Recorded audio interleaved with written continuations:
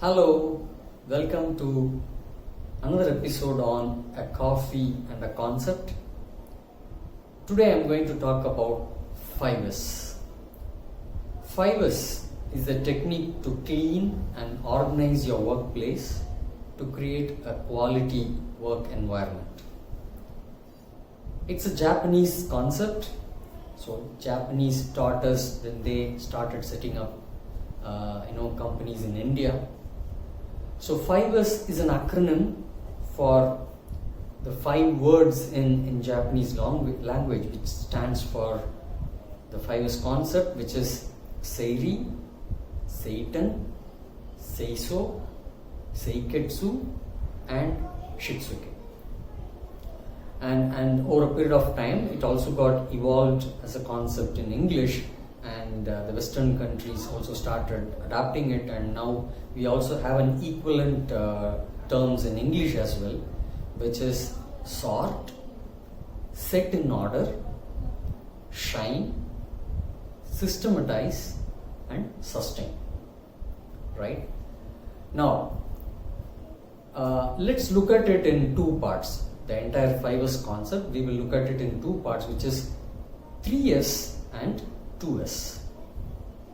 And for that I am going to use our own country practices to see whether is it a totally different concept which has been taught by Japanese, or do we already have it in our culture.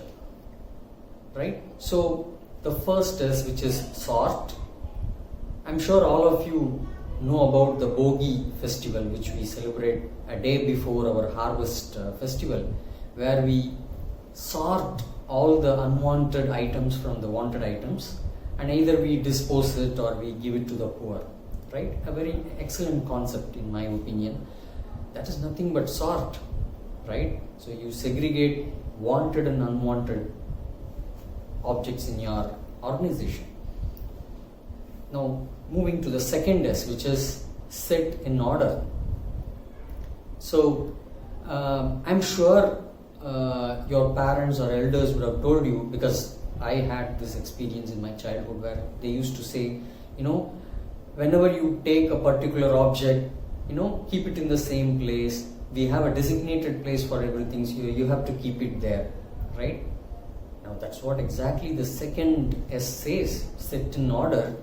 And the definition is a place for everything and everything in its place.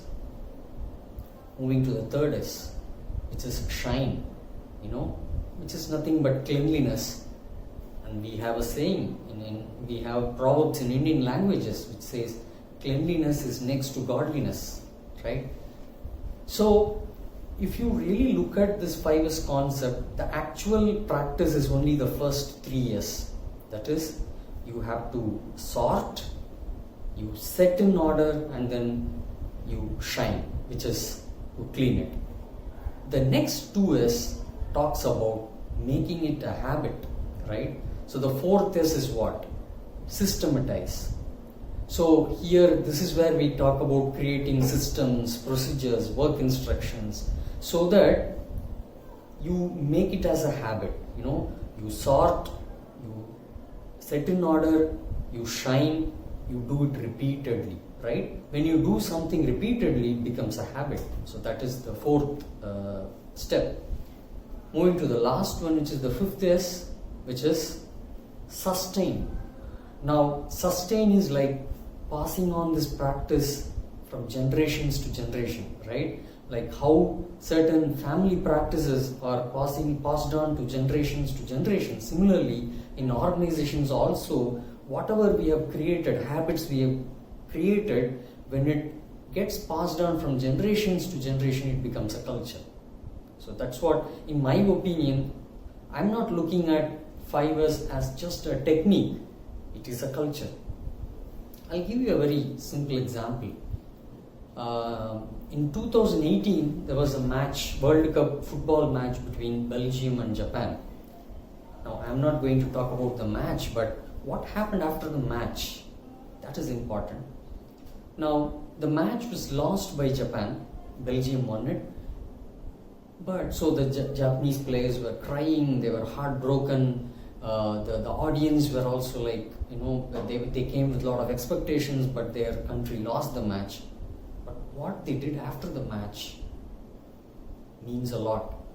Now the players and the audience, they stayed back in the stadium. They cleaned the entire stadium, right? Spick and span. They disposed all the wastes carefully, and then they left the stadium. Now this is a great message, right? Now that is what is called culture. No one told them to do it. No one asked them to do it, but they did it on their own. So that's what I call it as culture. When some habit is ingrained in your blood, and when it gets passed on from generations to generation, that becomes a culture, and that's what is 5 is for you. But we'll talk more about it in future. Now I have a small task before I end this session.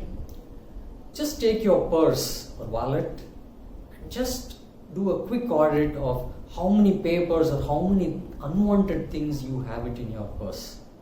Do that, and if you wish, just share your experiences with me. I'll meet you in the next episode, in the next A Coffee and a Concept. Bye.